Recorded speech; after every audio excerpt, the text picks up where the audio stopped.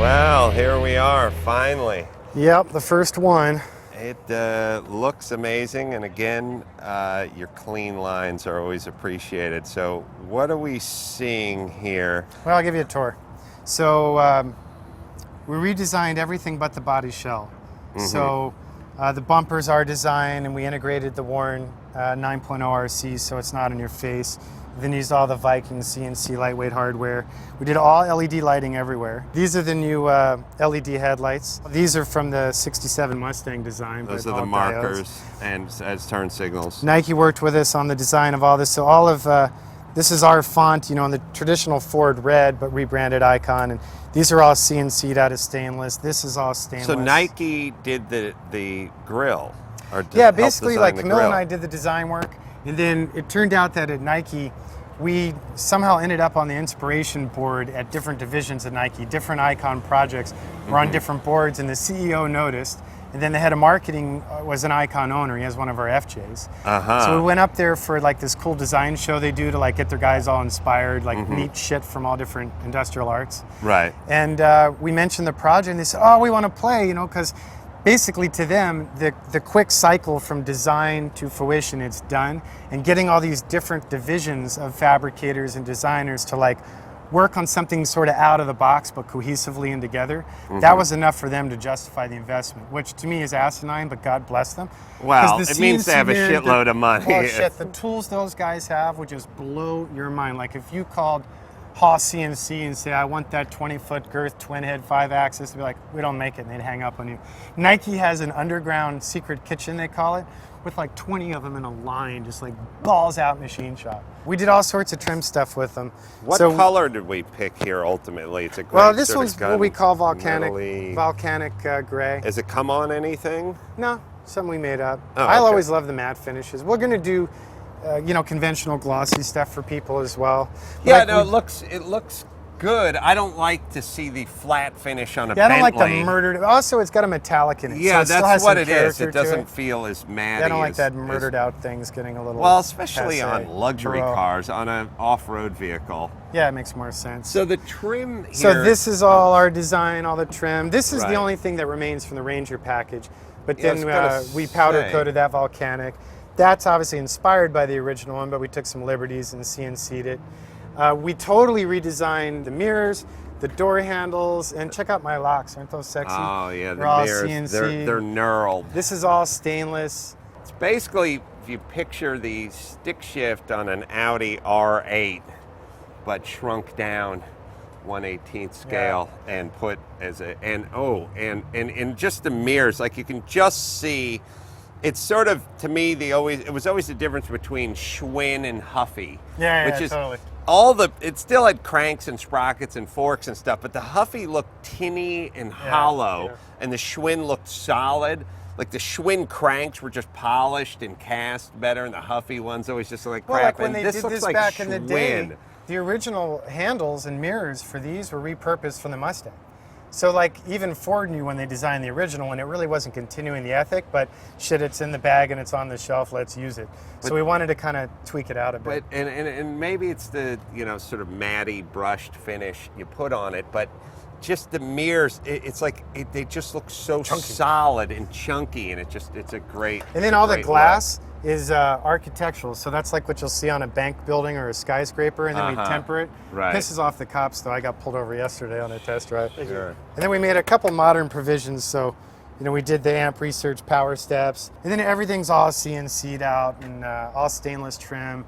Camille and I redesigned the gauges, modern AC, and better textiles, and even all that fun a stuff. nice headliner. Yeah, it's the same headliner. It's in your DB9. That's where we stole the idea. Yeah, and for that. the Did you have to cut up a DB9? He hasn't been in his garage lately, I guess. No. the cloth inserts on the seats. Thank you. Look That's all great. Chilowich. And again, this sort of crinkle paint, but I don't want to call it That's a crinkle paint. polyurea. So It's same different. things on the underside to reduce vibration, and it's a little bit more resilient for rust prevention than like the petroleum undercoating stuff. So originally we were thinking we'd utilize the EcoBoost 6-banger, Right. but the guys at Ford were like, nah, to hell with that. We want the Coyote in there. So if you know the Coyote, but I'll explain it. It's Sure. It's from the The Mustang 2011 GT. Mustang GT. Yeah. So it's a great it's the engine. new modular motor. It's a monster. It's fun. Tons of power. Just little cool things like none of the blue anodized fittings and none of the crazy stainless steel hosing, but everything's got the nice jacket on it, the nice woven black thank jacket. you. I go to all these vintage races and these guys have their hoods open on their GT350 Mustangs or their Alphas or whatever cool 60s bitchin' car they're driving. And I see that blue silicone tubing that's used To for an radiator. open element, sucking the heat off the exhaust or the intake. It's spread out everywhere. No, the point is it's day glow. You can see me from outer space blue. And I said to Sandy a couple times, don't they make that shit in black? I mean, you're driving a vintage Funny, we have Mustang. to special order it in black. Yeah. You want red, you want I've seen orange, red, you want yellow. fly yellow. Right, Like, that's and all sitting on the this, shelf. You're using the same silicone hosing yeah, here, same and I silicone. say, well, why do they use that hose? And I go, because it works. And I go, yeah, but it's blue, and it's crazy blue. Yeah. It's the color of my Lexus ISF blue, and it's like, this is a beautiful. It's a GTV Alpha with the twin cams and the Yeah. side web. It jumps the shark and it's with like, the neon and then you blue. got all the blue everywhere, and it's fucking me up. And look at you, though, Jonathan. You went and got it in black. You know, baby. But you special ordered it Yes. in black. Then you see the series tag we did on the firewall. That's all CNC'd and alloy. And that's the one hat tip to Nike Anywhere. There's a little swoosh on that. And Right. Camilo and I engraved those and then series number the trucks for each one. And the reservoir on the master cylinder Yeah. looks pretty damn spectacular. So that's an ABS master using a BMW accumulator. So we're non-vacuum dependent for the brake boost. Uh-huh. So like off-road, if you punk the clutch and you get stuck on a grade and your engine's not running and you're screwed, and I've been that guy, this holds the braking pressure in reserve. So you get like 10 pumps even with a dead motor to get full braking pressure. And it takes away that vacuum element, something we've been playing with. All Yeah, Matt it needs seems to is be 3 pumps, by Pretty the way. pretty off-road capable. I'm looking at your ARB. Yeah, pump there, probably ARBs for and the then locker. Dynatrack axles, so running the Dana 60 Pro Rock high pinion. And then our buddies at Stop Tech engineered the brake system, so we're 6-piston CNC'd front, 4-piston Yeah, rear, they do a T40, great 41, 2-piece hat rotors. Are you going to offer it in manual and automatic? Is there going to be different options for the we're gonna do transmission? manual or auto. This one's And- manual. What transmissions you guys running? We're using the Ace & Warner AX15, one of my favorites. Really versatile little tranny. And this thing is a good-looking motor. Camilo designed that for Ford, so that's like out of the Right. mail order, out of the catalog. And then we just geeked out and added a little stainless CNC element to it. And did you say it was 4.6? 5.0. They're 5.0. 5.0. Oh, the 5.0. 412 horsepower. Yeah, 412 horse, 390 torque, and they're talking about mid-20s fuel efficiency, so I'm Yeah. looking forward to that. It'll be pretty cool. Well, now the question, how much does something like this cost? Brutal. Just brutal. All my stuff seems brutally expensive. We've sold 10 of them so far. We're officially starting sales on them in November, and I think, unfortunately, we're probably looking at about 170,000 in trucks. Realistic I'll number. tell you, from the guys who sat here when they brought in the guys who do the 911s, one of them Oh, was Singer across the guys, street. right? Singer, yeah. Yeah. They're buddies. Yeah, good stuff. And Yeah, you know, Rob. they do the same thing, and they start at, I don't know, 180 and go up to 320 Yeah, or I'm something I'm always like trying to that. defend it. I'm 50. like, shit, look at like any classic car that you do Yeah. a one-off re-engineered project. They- Well, take that and then add a transfer case and suspension architecture and solid axles. It's harder. They do a good job, They but on do. their high-end car, though, that engine is really expensive. Yeah. You know, Yeah, the it's engine like alone 80 is, grand or something. is But pricey, but- this is, and again, well, look, let's face it.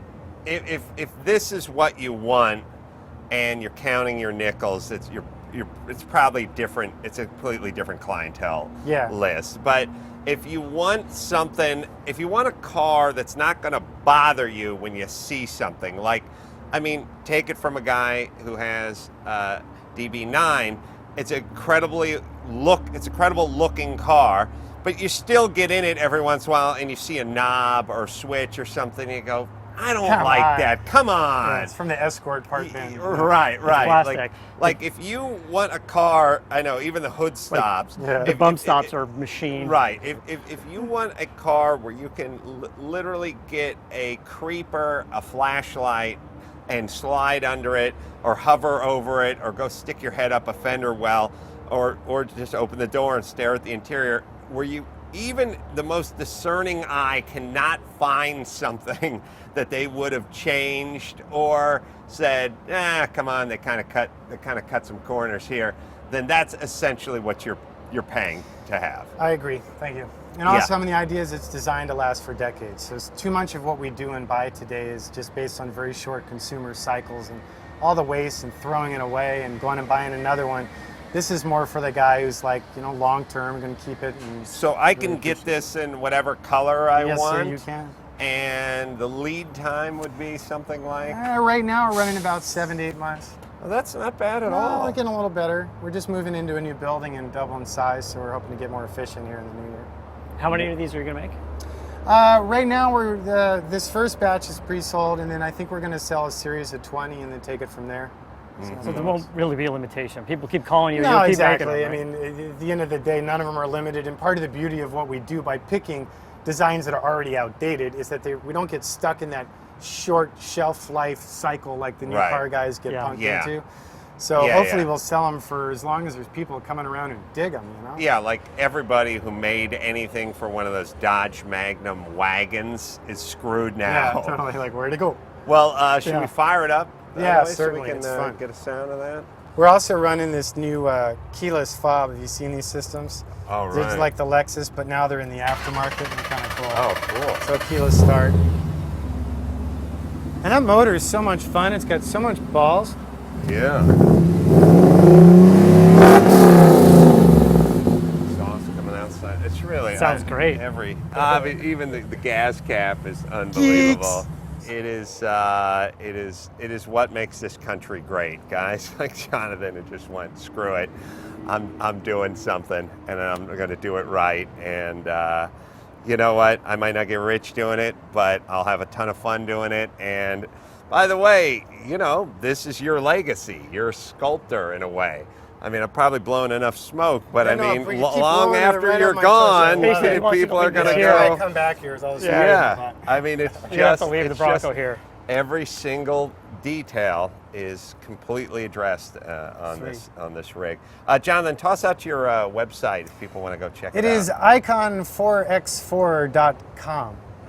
And it's worth it just, even if you ain't buying, if you want. Just for the pretty picture. Yeah, and you know what? Our factory is an open door. So anyone in the Van Nuys area wants to swing by and check us out, we're honored to show you around and spread the word. Even if you're not a buyer, you might know someone who is. And listen, keep the handmade ethic alive. It's not that, but really, like, I always would say, when I was building my houses, I wanted to walk through as many people's houses as I possibly could to see what's going on. And I'm going to change out my vintage cars for the black silicone hose now, because I'm not buying the Bronco, but I will steal the hose idea. Jonathan order. All right. So until next time, this is Adam Carolla for Matt and Jonathan saying, keep the air in the spare and the bag in the wheel.